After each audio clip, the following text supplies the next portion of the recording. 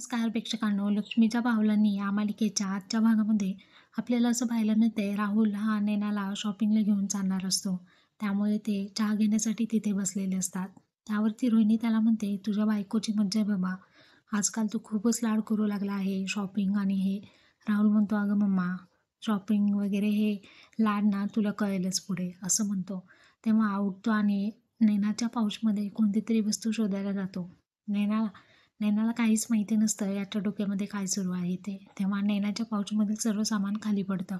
कला धावत पळत तिथे येते आणि म्हणते, नैनाताई मी उचलून देते. तेव्हा तिला समजतं की हे पोटलीमध्ये काय आहे.